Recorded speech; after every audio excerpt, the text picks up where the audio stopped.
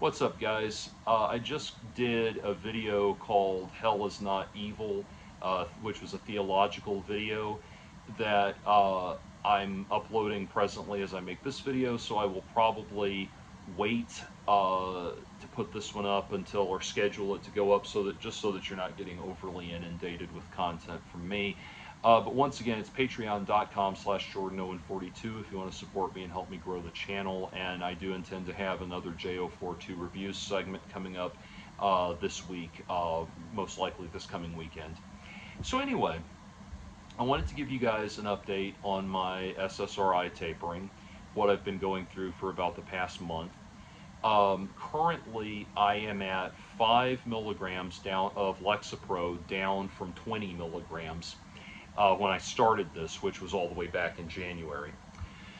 And this has been a very interesting period. So normally as I've been doing this, I've been holding I found that 6 weeks is a good range for me, where the first month is where all of the shit happens with recalibration, and then those last 2 weeks are kind of just a time to almost have some R&R before I do the next step and step down from it, and that kind of thing.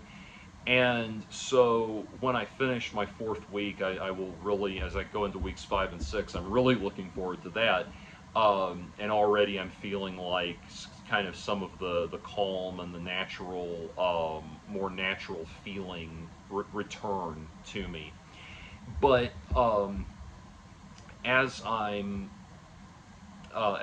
doing this, I'm actually going to be holding at 5 milligrams for a full 8 weeks. And the reason for that is that I have an Axis of Empires show that I'm playing in August. And if I did the 6-week jump as I originally scheduled, I would actually be hitting, it would be about a week and a half at 2.5 milligrams when I play that show.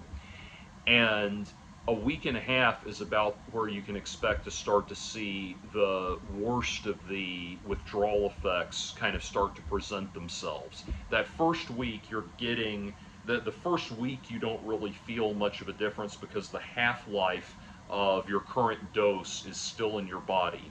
Once the half-life is fully left your body and you are fully, after that first week, you are fully functioning, or I should say, you are experiencing everything at the new norm, which would be down to 2.5.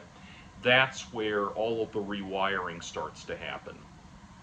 And that's where all of the brain zaps and all of the derealization episodes and that kind of thing, that's when all of that shit starts to pick up, and all of the panic and anxiety and all of those things. And so it's that window right there where it really sucks. And unfortunately, and this is where it's always a little scary and a little daunting, you really don't know how it's going to suck or what's going to happen, or what you're going to have to deal with until you go there.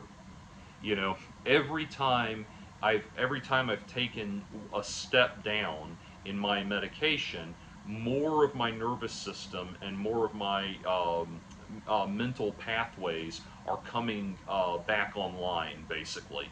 It's all kinds of, if you think about, it's like plumbing that has been dormant for a long time, and now we're suddenly running water through it again. And now, because water's being run through it again, we're suddenly becoming aware of all of the problems in that plumbing that the municipal department needs to go down there and fix, if that makes sense. That's what we're dealing with Lexapro. And so it's a little scary because it's like, I don't know what maintenance issues are going to arise as I step into the next stage of this. Now, it's all going to happen within the prescribed limits of things I'm already very familiar with at this point. I just don't know how it's going to manifest. So, when I jump down to 5 milligrams, it's been interesting because as I was thinking about how to describe the last month, it's been absolute hell and totally fine at the same time, if that makes sense. Because there have been times where I have, for for most of this year, I have been thinking about, um, like my tapering, especially since if you go back and watch the earlier videos, the hell that I went through between March and early April, that hell period. Thinking about the tapering process was the number one thing on my mind all the time. And anything fun I did was just to or enjoyable was just to distract me from that. And so uh, now I've had periods where I've been uh, periods during the early part of the taper, not during the last couple weeks of the taper where it's usually easier, but the taper stage where it's usually easier, but during that early part of the taper stage where I have just been going along, enjoying things, forgetting about, the fact that I'm doing this. And my withdrawal symptoms tend to hit worst early in the morning when I'm getting up and getting going, and you have that kind of like your body's kind of naturally resisting hitting the alarm clock and getting up and going to work and going to this and going to that and the other and all these things. You're naturally resisting it anyway. It's a very prime time for your body to start to react badly to things. And so consequently, I've had this thing of like a fear almost of going to sleep because I'm afraid that I'm going to wake up having a panic attack or something like that, and that's going to impact I'm still going to be shaking that off when I get up and go to work, and then I'm going to have to go through all of that and everything. And so that's been really, that's really captured my mind a lot in all of this. And I found time periods even early on in the worst part of this stage of the taper where I was not thinking about it at all. And part of that has come from the fact that I feel more confident in navigating these difficult periods, in knowing not rather than trying to suppress them or beg them to stop, so to speak. I'm more comfortable weathering the storm, if that makes sense. And there's a beautiful that metaphor. There's a beautiful hymn that many of you will probably know more for the version of it that Enya sang on the album Shepherd Moons, but it's called "How Can I Keep from Singing?" And in the original lyric, it says, "No storm can shake my inmost calm, while to that refuge clinging. When Christ is Lord of heaven and earth, how can I keep from singing?" And that's been my guiding principle through all of this.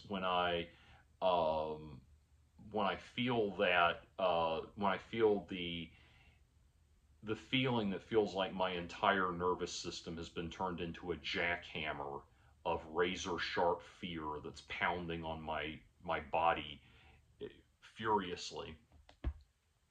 When that is hit, I take myself into that phrase, that line of the hymn specifically. No storm can shake my inmost calm, while to that refuge clinging. And that reminds me, it's not saying there's not a storm. It's saying that there is stability even inside of the storm. And so, as I've kept that in mind, I will say I did have one day where early on in the stage of the taper where I had some horrible panic symptoms early in the morning, could not sleep, had trouble sleeping, and decided to take the day off work just because I knew I wouldn't be able to show up properly. That has been only in this entire year of this process, only my second sick day because of this. So that has been really good. And I did ask to have my schedule reworked a little bit one day just so I had some time to, a little more time to myself. I wouldn't call that a outright sick day though, so this was only 2 sick days in the entire year of doing this. But even then, it was, things have been going well in all of it. And my supervisor at my day job actually told me that he's been impressed with how well I've been handling it, and so that meant a lot to me. That was really very encouraging, and that meant a lot to me. You know, it's kind of like if you go to the doctor, if you see a doctor about any kind of behavioral health issues, they'll ask you to fill out paperwork that says like, you know, how many days in the last 2 weeks have you experienced symptoms that were so strong that other people noticed them, and that kind of thing. So other people noticing me doing well is a very positive sign. And so overall, from a panic standpoint, there have been some very unpleasant moments, but I've been able to get through them. What's been new in the last 4 months is, you know, anxiety and depression are very, very, they are the Rosencrantz and Guildenstern of your mental health issues. They go together. They don't, you don't get one without the other. Depression has been an issue these last 4 weeks. And what I've had to remember again is that this depression is not born out of what's actually going on in my life right now. It's born out of my brain being rewired. And I literally compare it to maintenance work being done. You know, at my gym the other day, they were doing maintenance work that had the jacuzzi shut off for a while, for a few days. That's what it is. That's what this depression is. The maintenance guys need to rewire some things up here, and so we're going to turn things off for a while. You have to really hold on to that sometimes. Hold on to that reality. And what I've realized is those periods of depression, those windows of depression, just like the anxiety, don't last forever. There is a feeling of, and it releases just like with the anxiety. And so it's a different feeling when those feelings of despair take over and that kind of thing. But it's still is still operating off the same principle. So that's been tough, and that's been a new challenge to deal with in all of this. What I did want to say, um, I, um, um, I spoke to my doctor, so my blood pressure has been actually lower than it's been in so long, and I took my blood pressure, and I was averaging about 120 over 75, which is actually, and the lower the diastolic number was, which is the lower of the two numbers, it was getting down closer to low 70s sometimes. And so I scheduled a video appointment with my doctor, and to talk about mainly blood pressure. And what she told me was that my BP numbers, I sent her an entire graph I made of all of my blood pressure readings since I last saw her, and I had last seen her. And it was all, you know, and everything was looking really good. There are little spikes, but there will be little spikes throughout, you know, throughout the days and that kind of thing. But even my spikes were not as, my spikes, like my highest spike in the last 4 weeks was, I think, something in the realm of like a 140 over 90 when I was worked up and upset about something, versus that just being my standard base level before I brought my blood pressure down. So my average again has been around 120 over 75, which is great. But I wanted to ask her like about it getting too low. And she said, as long as the top number, the systolic, is over 100, you're fine. And she said, I pointed out that I've been feeling and I'm not feeling this so much anymore now, but that I had been feeling a kind of like, not lightheadedness, but like a overly sedated feeling, if that makes sense. And she said that this is kind of your body, again, your nervous system also needs time to recalibrate when you've brought your blood pressure back down. So that was really good. And I was wondering, my concern was that I've been taking amlodipine, 5 milligrams amlodipine for my blood pressure, which is a very low dose of that medication. But even so, as I brought my blood pressure down, I didn't want it to like be pushing it too far down. And she said, no, everything's fine with that. And that actually the amlodipine may be helping me get through the tapering process. And I thought that was really cool. So we're going to revisit my blood pressure again once I'm completely off the medication. But my health, my physical health has been so good through all this. Today, I weighed 3 different scales now, have weighed me at 258, which is great because I'm 8 pounds away from being what it says on my driver's license. But anyway, they've weighed me at 258. When I went to, in one of my more recent videos, I mentioned that I burned my hand on the heating coils of my stove because, being the genius that I am, I was talking on the phone and I took my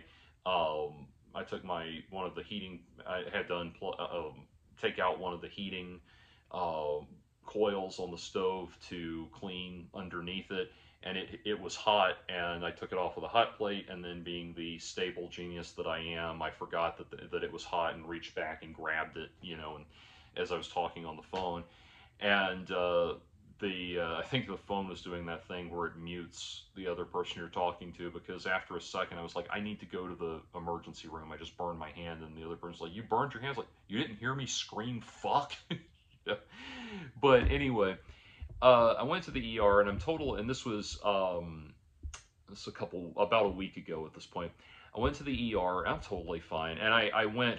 By the way, I went to this time to an ER, to the urgent care at the hospital where my doctor's office is, my GP's office is, and just went to the urgent care there. Cost me $10. Stay in network. Anyway, um, so I went and got taken care of, and my hand was fine. They gave me some cream stuff to put on it, and I haven't really even needed that very much. But it was fine, and they took my blood pressure while I was there, and my blood pressure was 138 over 7. Was it? Wait, I've got it right here. Actually, it was, yeah, 138 over 70.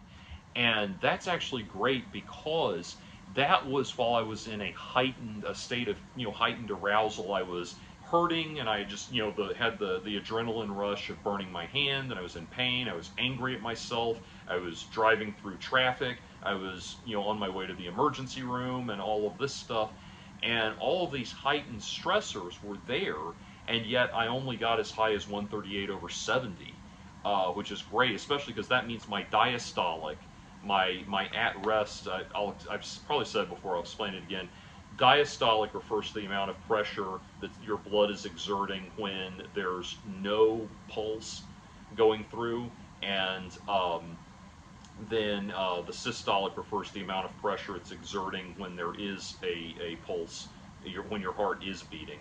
And so my diastolic, my at rest being perfect, even with the systolic high, it's understandable the systolic was high because I was in a heightened state, but the diastolic being perfect, that's a great sign. So all of this is really good. I think the discharge papers didn't include my weight for some reason, but didn't include my weight, but nevertheless, I it said on their scale that I was at I think 268. I think I may have read that incorrectly because all of the other scales I've been dealing with have said 258. And I thought, well, the hospital scale should be better, but at the same time, they have tons of people coming in and standing on that all day long, just like the digital and manual scales at my gym. I weighed it. I checked it at my mom's house because there's really only me, my dad, and her that use that scale. And I checked the scale in my mom's bathroom at my parents' house, I should say. And really only 3 people use that scale, and infrequently. So that should be the most accurate one. And tonight I was at 257.8. So that was great. So that's all looking very good. And my doctor is yeah, and the blood pressure reading that I wanted to ask her about was I had gotten 108 over 65, which is the lowest I've ever gotten as I've been tracking this. And she said that's nothing to worry about. That's a normal number, and this is all good. She gave me a prescription for 5 milligrams of Lexapro, even though I'm about to go to 2.5, so that I can just cut those pills in half rather than trying to quarter the ones that I've got, which I tried to do that, and it basically just destroys them. So anyway, so we've got that, and then she gave me 5 words at the end of to summarize our visit, which were "I don't have any concerns." That's awesome. So everything's looking good from a physiological standpoint, and uh, I ran a 12-minute mile in the gym, or on the treadmill, granted, but a 12-minute mile earlier this week in the gym, and I'm really pleased with myself about that. I continue to keep my sodium levels under 800 milligrams a day, even though my doctor said I could go as high as 1500 to 1800 if I wanted. I'm not going to do that. I'm going to keep it low, keep this stay as trim as possible. But and then also what was the other health stuff I've been reporting? Oh yeah, and then just in general for the last 2 and actually I think 3 weeks, I've gotten in the gym 5 days a week, and my day just doesn't feel complete unless I hit that treadmill and run on it for a while and do some bench presses and everything else. I'm feeling great with this, and I'm having so much more energy. I'm sleeping. On the whole, I am sleeping a lot better.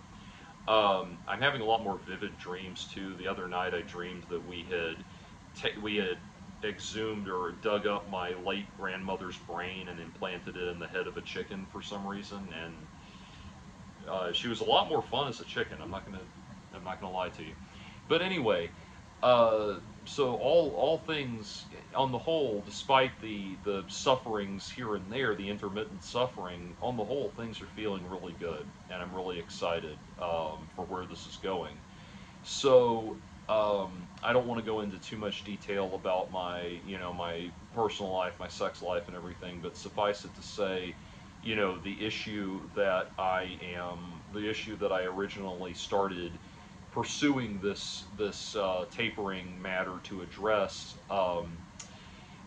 seems to be getting nicely corrected, and I look forward to confirming that things are working well as soon as I can. As soon as I can find the appropriate assistant for that job.